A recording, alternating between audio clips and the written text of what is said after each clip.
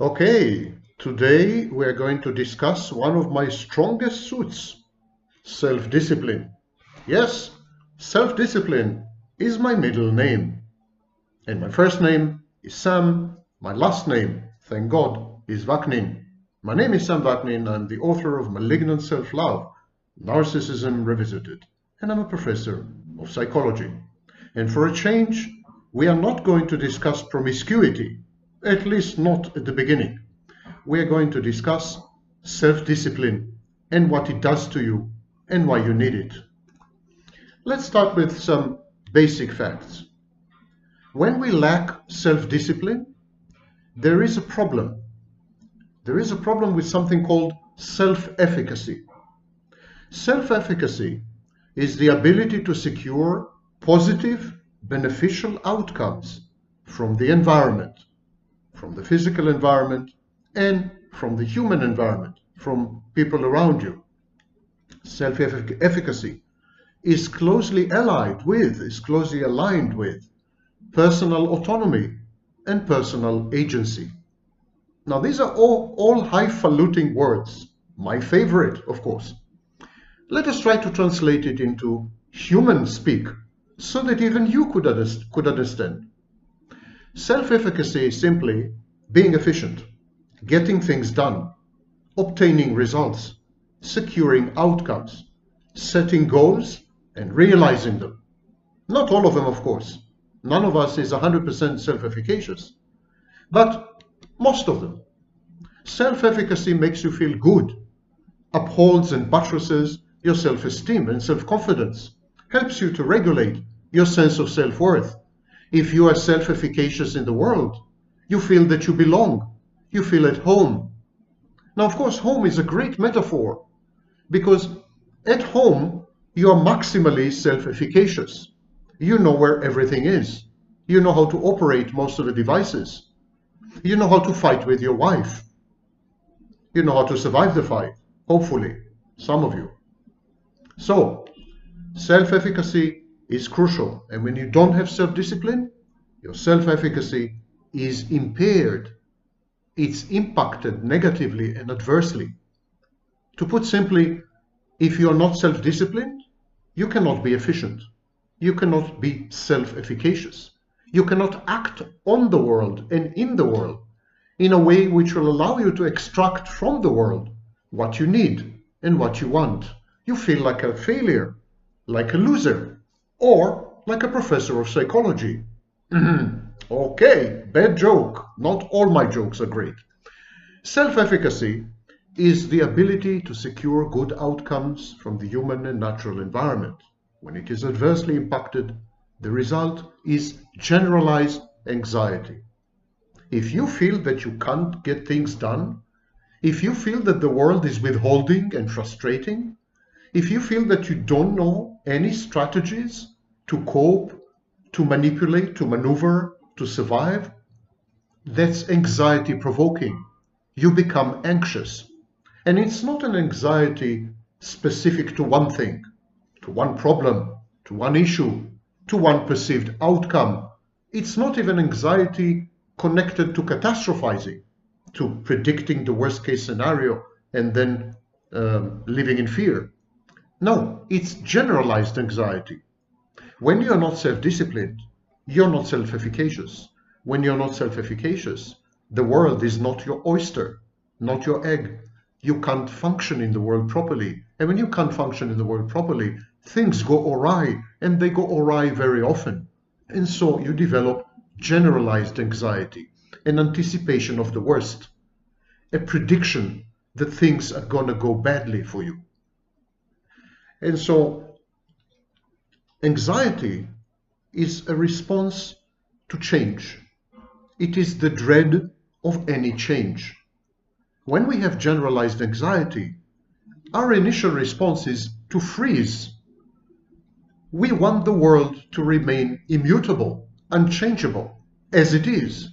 Because at least when the world is frozen and we are frozen, we are safe. But if we are frozen and the world changes, we are in danger.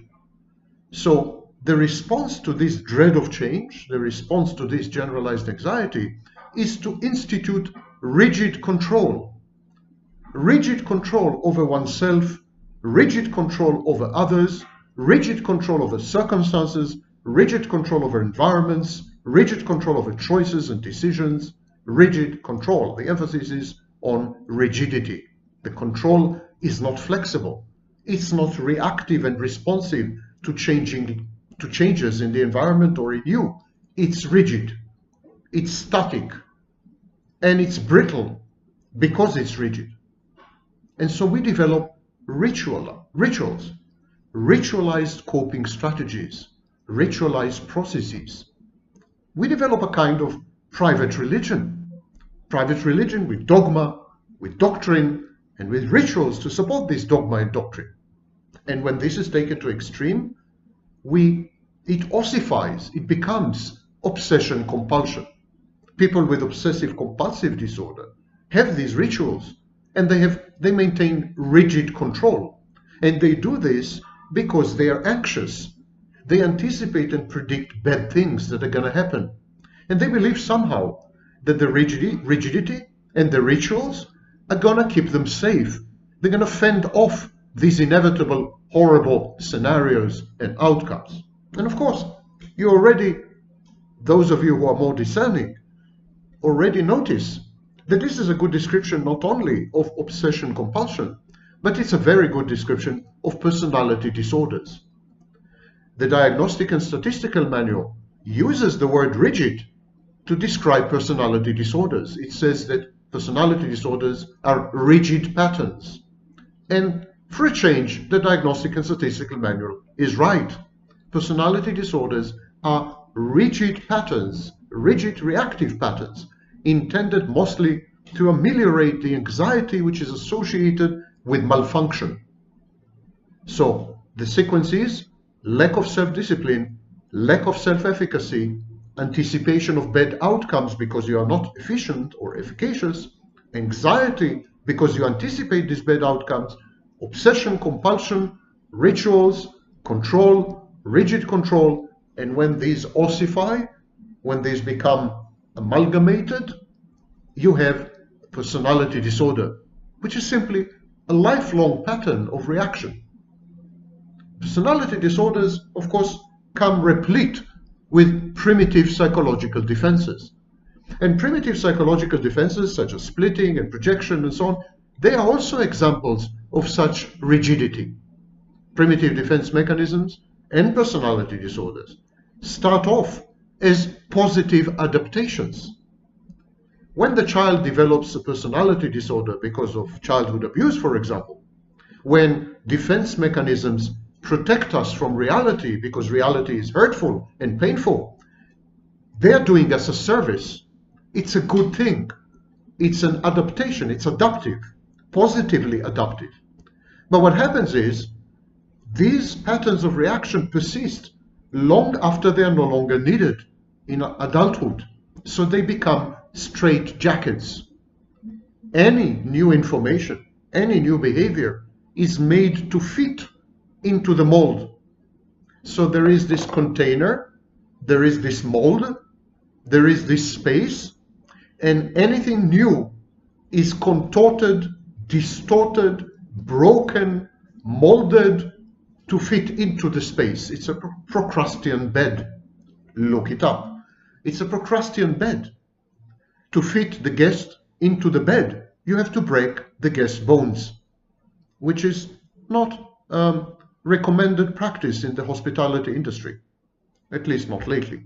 So, when the rigid person, the person with rigid control, rigid personality disorders, rigid obsession compulsions, rigid psychological defenses, when this kind of person comes across new things, new situations, new people, new circumstances, new environments, new challenges, new workplaces, new relationships, when this kind of person comes across new things, what he doesn't adapt flexibly to the new things. He doesn't adapt himself to the change. He tries to adapt the change to himself. He tries to adapt the new to the old. He tries to fit in the innovative and the novel to the old and the tried and the true. And of course, this is a very destructive process.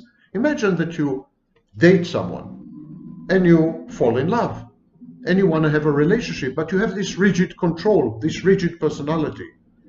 What you would try to do is not to adapt yourself to fit into the relationship and to function in it. What you would try to do is to adapt the new person you had just met to your old prejudices, cognitive biases, defense mechanisms, and personality quirks. And of course, it's not going to work. This is a good description also of addictions. Addictions do exactly this. They provide a rigid exoskeleton, a rigid structure, a rigid scaffolding. And everything in the addict's life is made to fit into the needs, the rituals, and the exigencies of his or her addiction. Okay, enough said about the problem. What about the solutions? What can you do about all this?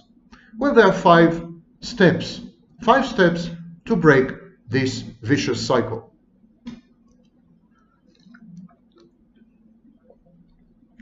Those of you with delicate hearing can probably figure out that there is construction work right outside my window on the road.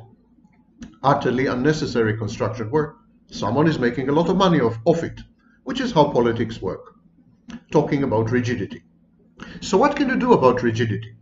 There are 5 steps, and they're equally good in individual life and in collective life. Number 1, identify the constricting rigidity. Find out where you're limited. Find out where your boundaries had become ossified, fossilized, intransigent. Find out where your boundaries, your limits, mesh in with magical thinking, where these boundaries are irrational, not founded on reality, where your boundaries depart from reality testing, where your boundaries are forms of magical thinking, fantastic, counterfactual, contradict the facts, where your boundaries are not evidence-based. When you see such boundaries, when you see such rules of conduct and misconduct, when you identify in yourself self-imposed limitations, self-imposed rigidity, this is the first step. You had identified. And of course, the next steps are intended to get rid of this rigidity. Because you see, personal boundaries are very good, but they're very good only if they correspond 100% to reality, if they're not founded on magical thinking, if they are not rigid, they're flexible. The boundaries can change according to circumstances, people, environments. And boundaries are very good if they don't constrict you, if they don't limit your life, if they don't prevent you from experiencing new things, new people, new relationships.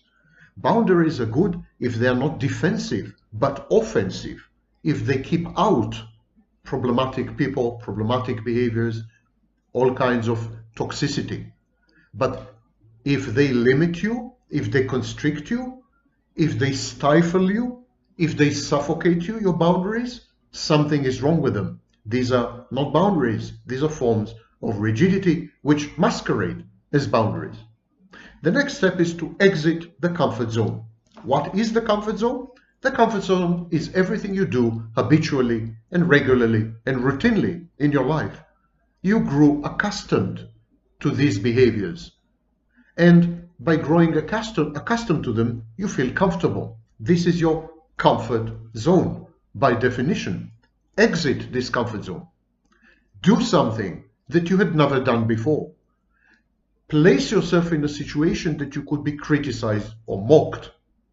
Experience new things which hitherto you found to be abhorrent or not interesting and boring. Go and meet new people if you're introverted. Go and drink if you are afraid of intoxication and losing control. Lose control from time to time. Experiences promiscuity if you're a virgin. Experience temporary virginity if you're promiscuous. Exit your comfort zone. Try new strategies.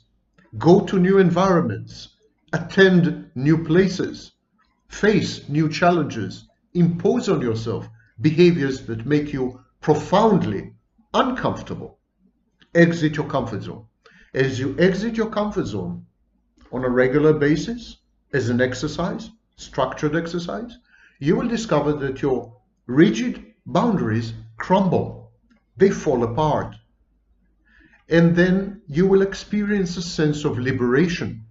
Liberation followed by deliberation.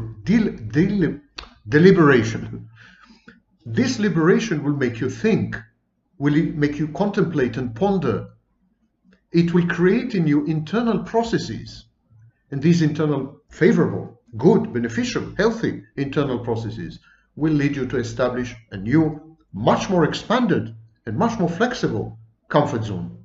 We all have comfort zones. The question is a question of size and a question of novelty, the ability to introduce new things into the comfort zone.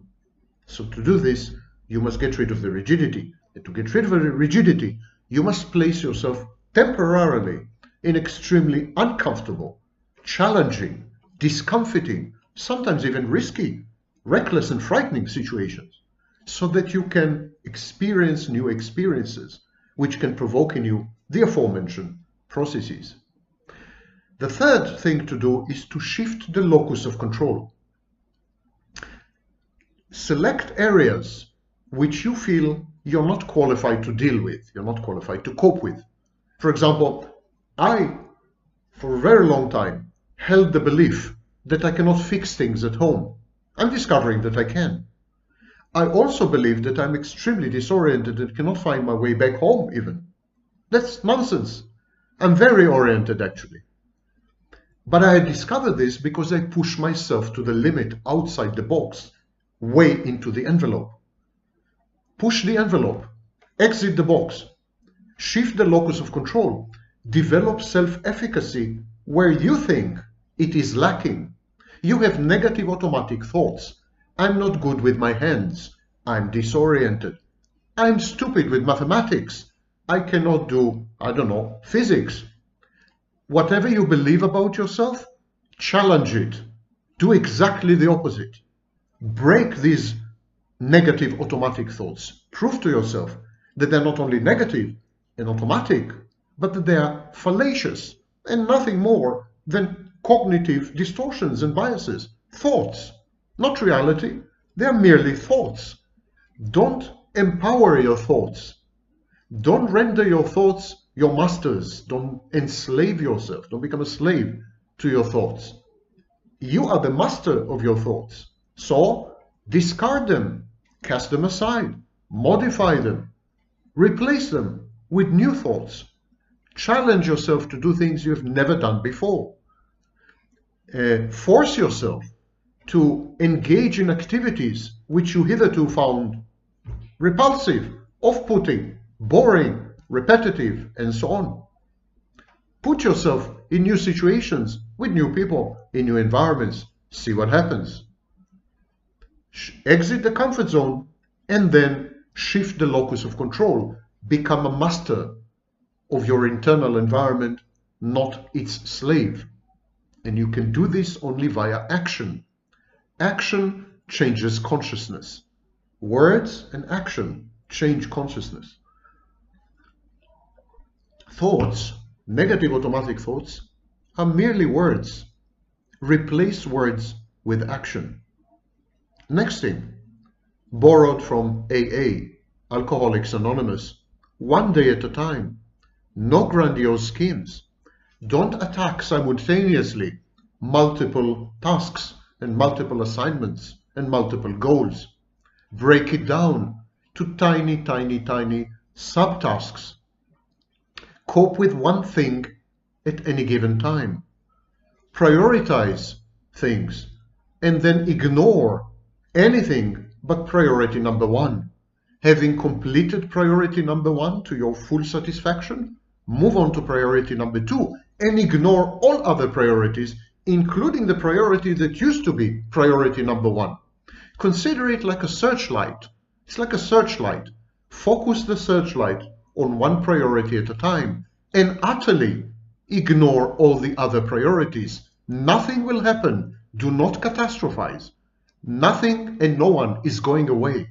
Everything will be there when you will have returned. So be secure. The world is safe and it moves much more slowly than you think. Allow yourself to prioritize your life and to decide what you're doing, what is it that you're focusing on at any given moment, and focus only on this.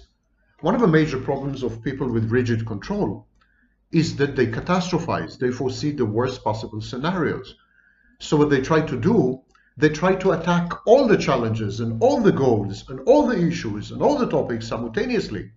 And they do this in a grandiose way. They're perfectionists, so they want to obtain a perfect outcome in no time, and honestly without commensurate investment of effort. And they are very resentful and angry and exhausted and depleted if they fail. So we teach alcoholics, junkies, one day at a time, one mission at a time, one sub task at a time. The smaller, the more detailed you go, the more coarse-grained you go, the better it is. And the fifth advice is alternate between addictions. Do not reject your addictions. It's hopeless. Don't say, I'm going to stop drinking from tomorrow. I'm going to stop doing drugs from tomorrow. I'm going to stop sleeping with strangers from tomorrow. Embrace your addictions. Your addictions, remember, are adaptive defenses. In the absence of your addictions, you may fall apart. But alternate, switch between addictions. Every addict in the world has multiple addictions. There's no such thing as a single addiction. Addicts are addicted to being addicted. So they're addicted to everything. An alcoholic is also addicted to sex, also addicted to love. A junkie, a drug addict, is also addicted to alcohol usually, and also addicted to sex, and also addicted to money, and also addicted to I don't know what. There's always multiple addictions. Alternate between them. Do not allow any one addiction to dominate or to become entrenched, and cycle rapidly between them. So in the same day, try to cycle between all your addictions. If you have a series of rituals, implement all of them, even those ones who you deem unnecessary. If you have rigid control, apply it to a variety of situations and settings, even when you think the rigid control is not needed. It will expose the absurd and inane and stupid nature of your control. So the more you alternate between your pathologies, between your addictions, between your rituals, between your anxieties, between your catastrophic scenarios, between your obsessions, between your compulsions, ruminations, the more you circulate, the more you flow among all these, the less any one of them will have a hold on you. These pathologies and rigidities will lose their power. And they will lose their power because you will never be there physically for them. You will already have moved to another addiction or another rigidity or another control mechanism or another obsession or another compulsion.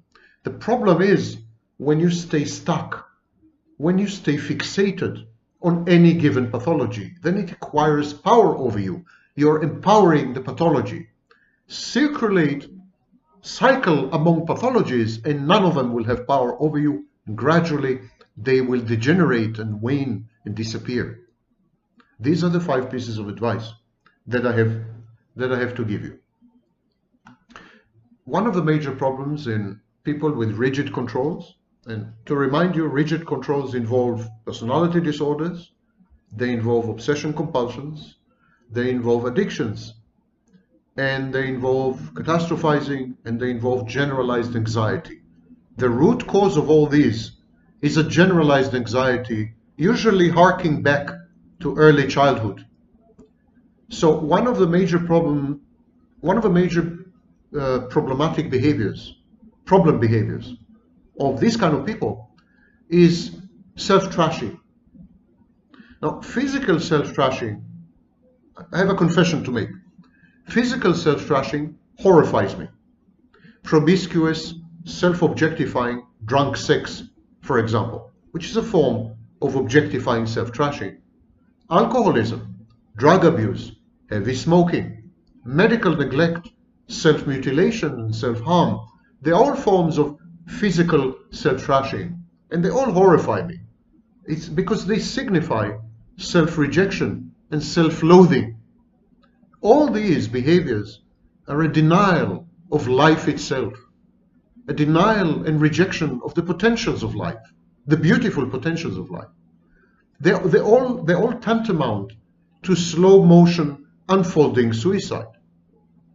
I personally do my best to keep away from such people, to keep away from the dark, toxic ambit of such people. They suck you in. They're like black holes. You will never ever emerge, at least not unscathed. As far as I'm concerned, these people are in some ways evil reified. Because what is evil? What is the maximum? What is the purified quintessence and epitome of evil? A rejection of life. Evil is about choosing death over life. And I recoil in revulsion as I experience a vague sense of ambient menace, some kind of threat in the air, atmospheric threat. There are other forms, no less pernicious and no less life-vitiating, forms of self-annihilation. And they include many behaviors which are dysfunctional, but we don't take them too seriously, but they are self-trashing behaviors. For example, making all the wrong choices knowingly, self-sabotage, teaming up with wrong partners, wrong institutions, or wrong mates, buffoonish or obnoxious public misconduct, a lack of impulse control, inability to delay gratification, perfectionism, procrastination, rumination, avoidance.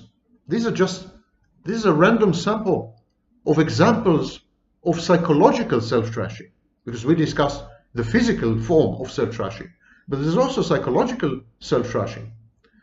And there are numerous other forms of self-defeating, reactant, defiant, and passive-aggressive misbehaviors that constrict life, that render life unlived. And as you can see from the list, they are all forms of rigid control. They all involve anxiety, possibly depression, and primitive defenses. Use the 5 steps, the 5-step program, to get rid of your rigidity, because even healthy people have rigid defenses and rigidity in life, which accumulates over time. It's like, kidney stones. It's something you accumulate over time. Remember the 5 steps. Identify the constricting rigidity. Identify your magical thinking. Get rid of them. Number 2, exit your comfort zone. Do things you're not comfortable with. Number 3, shift the locus of control. Develop self-efficacy where it is now lacking. Number 4, one day at a time. No grandiose schemes. Focus on one priority. Ignore the rest. And number 5, alternate between your pathologies and your addictions until you're addicted to nothing and to no one. Good luck. It's doable. I've seen it done, and I've seen success stories.